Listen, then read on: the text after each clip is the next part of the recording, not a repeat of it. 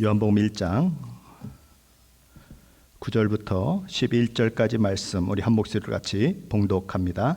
참 빛 곧 세상에 와서 각 사람에게 비추는 빛이 있었나니 그가 세상에 계셨으며 세상은 그로 말미암아 지은 바 되었으되 세상이 그를 알지 못하였고 자기 땅에 오매 자기 백성이 영접하지 아니하였으나. 12절 13절까지 할까요? 예, 읽어봅니다. 같이 읽습니다. 영접하는 자 곧 그 이름을 믿는 자들에게는 하나님의 자녀가 되는 권세를 주셨으니 이는 혈통으로나 육종으로나 사람의 뜻으로 나지 아니하고 오직 하나님께로부터 난 자들이니라. 아멘. 요한은 요한복음을 시작하면서 태초에 말씀이 계시니라. 이 말씀이 하나님과 함께 계셨으니 이 말씀은 하나님이시니라 라고 하는 말씀으로 그렇게 시작을 했었습니다. 태초에 계셨던 말씀이 하나님이시다. 그리고 그 안에 생명이 있고 그 생명은 사람들의 빛이다 라고 하는 사실을 한 단계 한 단계 한 단계 계단을 올라가듯이 그렇게 논증해 가고 있습니다. 오늘 본문 9절에서 이렇게 말합니다. 참빛 곧 세상에 와서 각 사람에게 비추는 빛이 있었나니. 예수님은 요한복음 12장 46절 상반절에서 이렇게 말씀하신 바 있습니다. 나는 빛으로 세상에 왔나니. 지금 사도 요한이 하고 있는 말은 바로 예수님이 하셨던 말씀을 그대로 반복하고 있는 것입니다. 그렇다면 우리 주님이 빛으로 세상에 오신 이유는 어디에 있을까요? 요한복음 12장 46절 하반절에서는 이렇게 얘기하는 것입니다. 무릇 나를 믿는 자로 어둠에 거하지 않게 하려 함이로라. 빛이신 예수님이 이 땅에 오신 것은 사람들에게 빛을 비추기 위함이다 라고 말씀합니다. 사람들 속에서 어둠을 몰아내어서 그들이 더 이상 어둠 가운데 거하지 않도록 하시기 위함이다 라고 말씀합니다. 예수님 오시기 약 700여 년 전에 활동했던 이사야 선지자는 이사야서 9장 2절에서 그 사실을 이렇게 예언적으로 기록하고 있습니다. 흑암에 가던 백성이 큰 빛을 보고 사막의 그늘질 땅에 거주하던 자에게 빛이 비추도다. 오늘 본문 9절 말씀은 바로 그 이사야에서 예언된 큰 빛이, 참빛이 이 세상에 왔고 그 참빛이 지금 사람들에게 비추고 있다라고 말씀하고 있는 것입니다. 그렇다면 그 참빛이신 예수님은 언제부터 존재한 것일까요? 마리아의 몸에서 태어날 때부터 존재하신 분일까요? 성경은 아니다라고 이야기하는 것입니다. 그분은 하나님께서 세상을 창조하기 이전부터 계신 분이셨고 그분은 세상을 지으신 창조주시라고 오늘 성경은 선언하고 있습니다. 우리 요한복음 1장 10절 말씀인데 우리 다시 한번 같이 봅니다. 10절입니다. 그가 세상에 계셨으며 세상은 그로 말미암아 지은 바 되었으되. 자, 여기 그가 세상에 계셨으며 라고 하는 이 말은 요한복음 1장 1절에 태초의 말씀이 계시니라 라고 하는 말씀과 같은 의미입니다. 세상이 창조되기 전에 그분이 세상에 존재하셨고 그분은 세상 모든 만물들을 지으신 창조주이시다라고 요한복음 1장 10절 말씀은 이야기하고 있는 것입니다. 그런데 문제가 있는 것입니다. 어떤 문제가 있습니까? 그럼에도 불구하고 세상이 그를 알지 못하였고인 것입니다. 태초부터 계신 하나님, 온 우주 만물을 창조하시고 우리 인간을 창조하신 하나님께서 성육신하셔서 죄와 허물로 죽은 인간을 살리려고 세상에 오셨지만 세상 사람들이 이 땅에 오신 예수 그리스도를 알아보지 못했다는 것입니다. 그렇다면 세상이 그를 알지 못하였다고 하는 말씀이 의미하는 구체적인 의미는 무엇일까요? 요한복음 1장 11절 말씀은 이렇게 얘기합니다. 자기 땅에 오매 자기 백성이 영접하지 아니하였으나. 자기 땅이라고 하는 것은 무엇을 말하죠? 내 소유의 땅에 왔다는 거예요. 성자 하나님께서 당신이 지으신 땅, 당신이 지으신 피조물이 있는 세계에 오셨다는 거예요. 그런데 하나님께서 다 모든 것들을 다 만들어 놓으시고 그곳에 인간을 살게 하신 그 땅에 성자 하나님이 오셨는데 그렇다면 자기들을 살게 하시고 자기들에게 모든 것을 공급하신 그 하나님이 인간의 몸을 입고 오셔서 그들을 구원하시기 원하셨다고 하는 그 사실을 안다면 사람들은 열렬히 그분을 환영해야 마땅하고 그분을 받아들여야 마땅한데 환영하지도 않고 거부해 버렸다는 것입니다. 왜 사람들은 그분을 영접하지 않고 거부했을까요? 어둠에 속한 사람들은 빛을 싫어하기 때문에 그런 것입니다. 어둠과 빛은 서로 상반되는 거지요. 어둠에 있는 사람들은 빛을 보면 피하고 싶어 하는 것입니다. 혹시 시내가에 이런 데 가셔서 바위나 이렇게 조금 큰 돌멩이를 한번 이렇게 들춰본 적이 있으십니까? 그 안에 보면 벌레들이 막 여러 가지 것들이 막 살고 있죠. 근데 그걸 싹 들춰내면 걔들이 어떻게 합니까? 거기 가만히 있습니까? 아니에요. 다른 곳으로 또 숨어 들어갑니다. 다른 돌 속으로 숨어 들어가요. 그것처럼 어둠에 있는 사람들은 빛을 싫어한다는 것입니다. 빛이 비추면 그들의 어둠의 일들이 드러나기 때문에 싫어하는 것입니다. 그래서 요한복음 3장 20절 말씀은 이렇게 말씀하는 거죠. 악을 행하는 자마다 빛을 미워하여 빛으로 오지 아니하나니 이는 행위가 드러날까 함이요. 그 행위가 드러날까 봐 악을 행하는 사람들은 빛으로 오신 예수 그리스도를 싫어한다는 것입니다. 참 빛이신 예수님이 이 땅에 오셨는 순간부터 왜 악한 자들이 그렇게 야단 법석을 떨면서 우리 주님을 죽이려고 했는가? 우리는 그것을 알 수 있는 것은 그들이 어둠 속에 속해 있기 때문이라는 거예요. 동방 박사들로부터 유대인의 왕으로 나신 이가 어디 있느냐라고 예루살렘 성전에 찾아왔던 그런 사람들이 있었죠. 헤롯 궁전에 찾아왔던 사람들이 있었죠.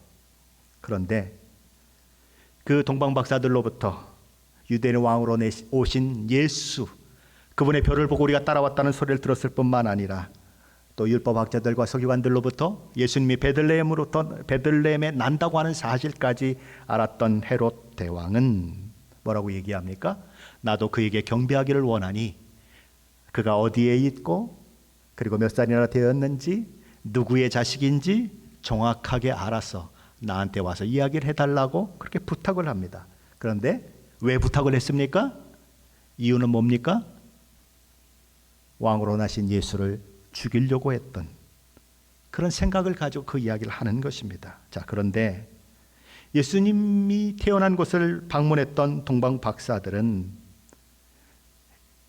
헤롯 대왕에게 와서 예수님 어디에서 태어났고 누구의 가정에서 태어났고 지금 몇 개월 정도 되었다, 며칠 정도 되었다라고 이야기하는 것이 아니라 꿈속에서 하나님의 지시를 받아서 다른 곳을 통해서 고향으로 돌아가 버렸습니다. 아무리 기다려도 동방 박사가 오지 않는 것입니다. 헤롯 대왕은 그래서 군사들을 보내서 베들레헴에 태어난 2살 이하의 아이들을 다 죽여버리라고 명령을 내리게 되는 거죠. 왜요? 누가 메시아인지 모르겠거든요. 그가 언제 태어났는지 모르겠거든요. 그래서 어림잡아서 아주 그냥 맥시멈으로 잡아서 2살 이하의 어린 남자 아이들을 다 죽여버리는 것입니다. 그것이 어둠에 속한 자들의 그런 모습이라는 거죠. 악한 자들의 모습이고 어둠의 권세의 메인 죄인들의 모습이라는 것입니다. 우리의 심령의 참빛, 예수 그리스도의 생명의 빛이 비추이면 우리의 어둠의 일들이 드러납니다. 그래도 내가 괜찮은 사람이야. 그래도 나는 다른 사람의 손가락질 받는 일은 한 적이 없어. 나만큼만 정직하게 살아보라 그래. 교회에 다니는 사람들 내가 다 봤어. 목사도 받고 장로도 받고 권사도 받고 다 봤어. 근데 나만 또 못하더라고 라고 이야기했던 사람들도 예수 그리스도 그 빛 앞에 서면 무너져 내리는 거예요. 자기의 자존심이 완전히 무너져 내리고 자기를 이렇게 지탱하고 있던 자긍심도 완전히 무너져 내리는 것입니다. 그리고 자신이 참빛이 빛이었을 때 자신 속에 있는 그 더러움을 보게 되는 거죠. 악함을 보게 되는 거예요. 그리고 자신이 얼마나 어둠 속에 있는지를 보게 되면서 자신의 죄와 허물을 보게 되는 것입니다. 그래서 형제들아 우리가 어찌할꼬 그러며 베드로의 설교를 듣고서 울부짖었던 근심스러운 표정으로 베드로를 향했던 예루살렘에 모인 사람들처럼 그러니 이제 나는 어찌해야 좋단 말인가라고 하는 외침이 터져 나올 수밖에 없다는 것입니다. 참빛이 비추면 그렇다는 거예요. 어두우면 보이지 않는 것들이 빛이 비추이면 비추일수록 보이지요. 문 틈으로부터 빛이 착 들어오면, 창 틈으로부터 빛이 착 들어오면 깨끗하게 보였던 공기 속에 얼마나 많은 먼지가 그렇게 날아다니고 있는 것을 보게 되는 것입니다. 하나님의 참빛, 예수 그리스도의 참빛이 비추기 전까지는 나는 아무런 문제가 없다고 생각했는데 찬빛이 비추니까 마치 빛이 비쳤을 때의 그 공기 속에 막 떠다니는 그 미세한 먼지들이 다 보이는 것처럼 보는 거예요. 그래서 절망하는 것입니다. 내가 어찌해야 좋은가? 그 절망이 있을 때에 비로소 우리는 예수 그리스도의 십자가의 대속의 은혜를 바라보게 되는 것입니다. 그것을 힘있지 않고는 내가 하나님 앞에 설 수 없다는 그 사실을 알게 되는 거죠. 그래서 예수 그리스도를 믿는 그 일들이 일어나게 되는 거예요. 영접하는 자 곧 그의 이름을 믿는 자들에게는 하나님의 자녀가 되는 권세를 주셨으니 그러나 그를 맞아들인 사람들 곧 그 이름을 믿는 사람들에게는 하나님의 자녀가 되는 특권을 주셨습니다.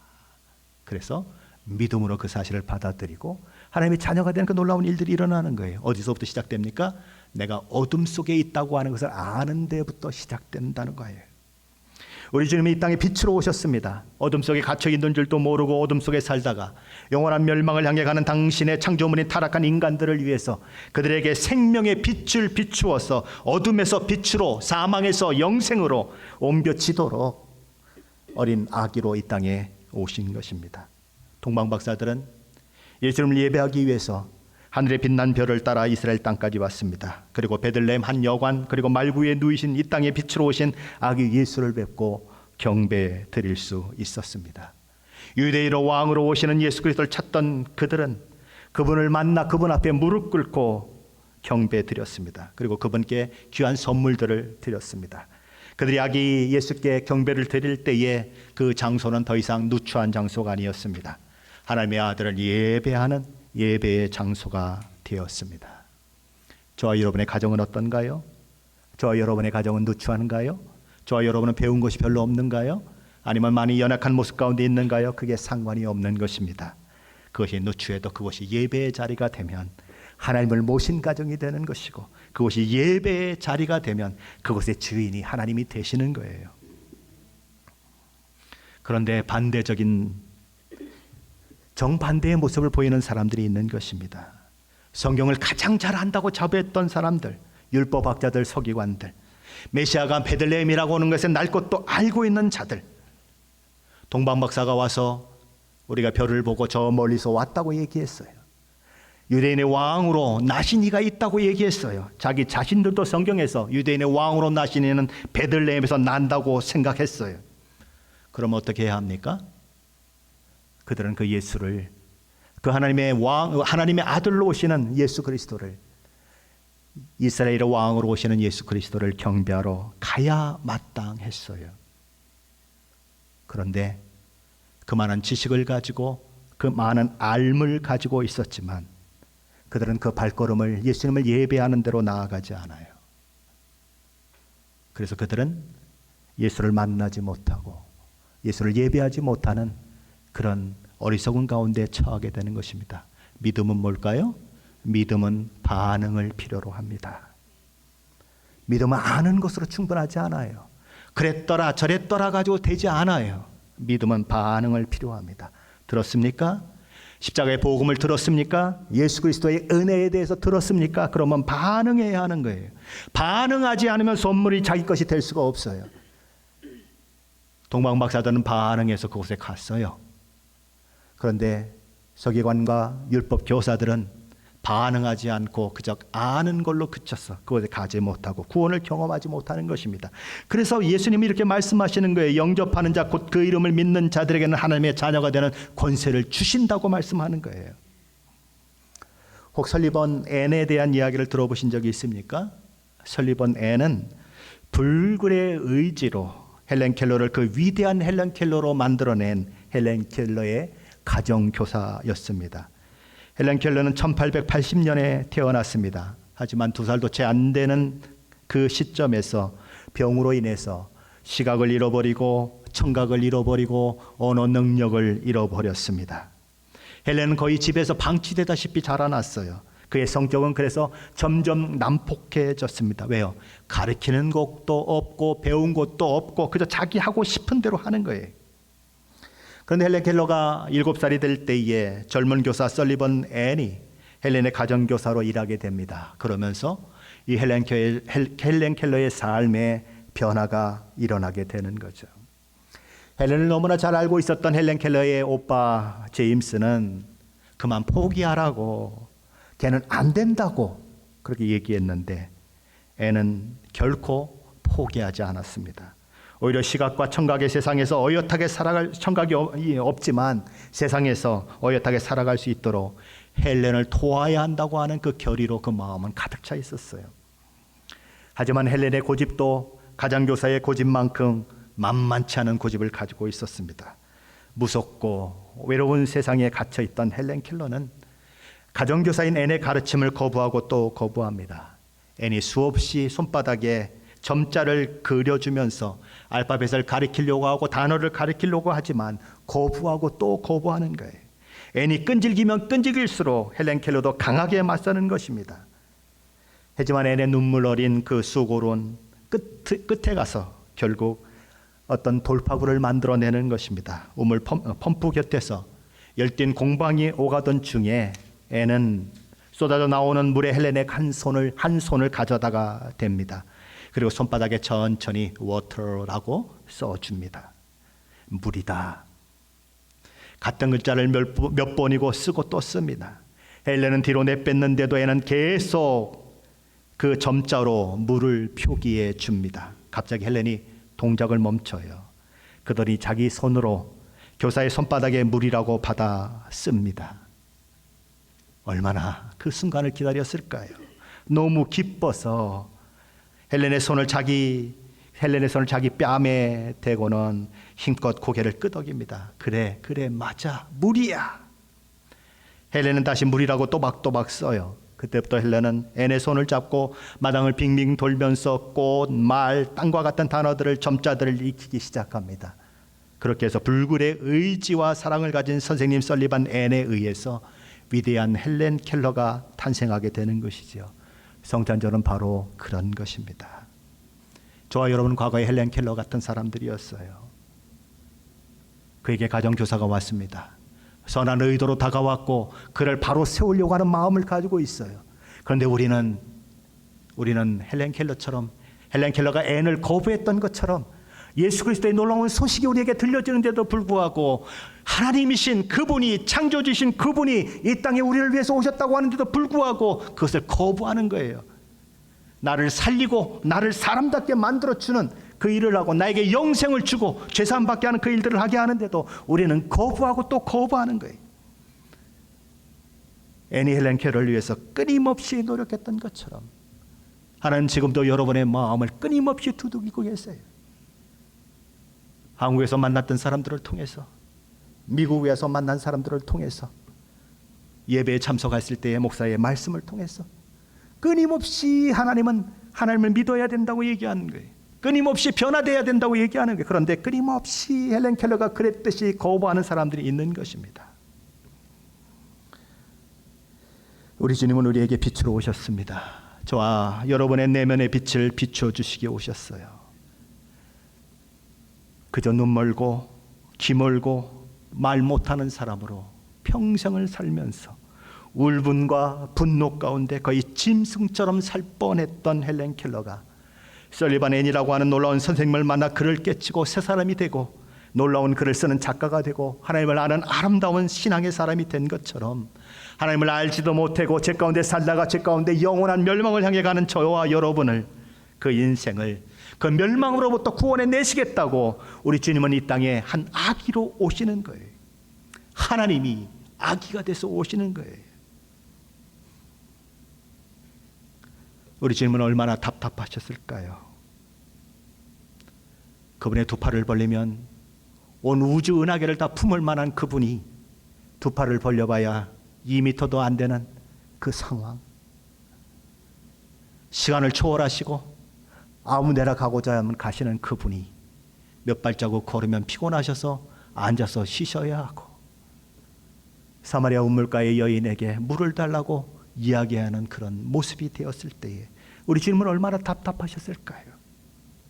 그러나 그 답답함, 그 모든 어려움을 우리 주님이 이기신 것은 저와 여러분을 구원해 내기 위한, 어둠에 있는 저와 여러분을 빛으로 이끌기 위한 하나님의 놀라운 은혜인 것입니다. 그 일을 위해서 우리 주님이 세상에 오셨어요. 그것도 낮고 천한 자리인 염을 통해 오셨어요. 부자로 오면, 왕으로 오면 저와 여러분이 거부할까 봐 가난한 자로 염을 통해 오셨어요. 저와 여러분 어떠한 사람과 가까워지기를 편해야 하십니까? 나보다 조금 못한 사람, 조금 못나 보이는 사람하고는 편하게 잘 어울리는 게 우리의 모습이에요. 나보다 너무 잘났고 너무 위대하면 만나기도 어렵고 힘들어하는 게 우리의 모습이에요. 아무도 예수 그리스도를 만나기 어렵지 않도록 예수님은 가장 낮은 자리 염을 통해 오시는 거예요. 그래서 하나님께서 본래 계획하신 아름다운 삶을 우리 속으로부터 회복되도록 우리를 내버려 두지 아니하시고 버리시지 아니하시고 우리 곁으로 오신 거예요. 그리고 오늘도 그 빛을 우리에게 비추시면서 우리 속에서 모든 어둠이 떠나가고 빛의 자녀로 거룩하신 아버지 하나님을 닮은 거룩한 아들과 딸로 살아가도록 오늘도 저와 여러분의 가는 길에 빛을 비추시고 계신 것입니다. 이 거룩한 성탄에 예수님이 오셨다고 수많은 사람들이 하나님을 노래하는 이 시간에 혹시 아직 예수 그리스도를 알지 못하는 분들이 있으시다면 그 예수 그리스도를 만나는 그 축복이 있으시기를 축원합니다. 믿음은 반응을 요구합니다. 반응, 믿음의 반응을 요구합니다. 영접하는 자, 곧 그 이름을 믿는 자에게는 하나님의 자녀가 되는 권세를 주셨으니. 누가요? 영접하는 반응을 보이는 사람에게 하나님의 자녀가 되는 권세를 주신다는 것입니다. 어둠 속에 있어서 어둠인지 뭔지도 몰랐어요. 어둠 속에 있어서 하나님을 알 방법이 없었어요. 그런데 하나님의 빛이 비추이고 어렴풋이 하나님이 내 마음 가운데 들어오기 시작할 때에, 그분의 존재가 느껴지기 시작할 때에 우리는 마음을 활짝 열고 그분을 받아들여야 하는 것입니다. 그분의 빛이 우리 속에 들어오면 우리는 영생을 얻게 되고 하나님의 자녀가 되는 그 놀라운 일들이 있게 되는 거죠. 이미 하나님의 자녀가 되셨습니까? 그렇다면 빛으로 오신 예수님과 함께 빛 가운데 걸어가십시오. 예수님이 빛인 것처럼 저와 여러분이 가는 곳에 빛이 비추이게 하고 저와 여러분의 행실과 말과 모든 삶의 모습 속에서 빛된 예수 그리스도의 모습이 나타나는 그 일들이 있으시도록 빛 가운데 걸어가시기를 예수 그리스도의 이름으로 간절히 축원합니다.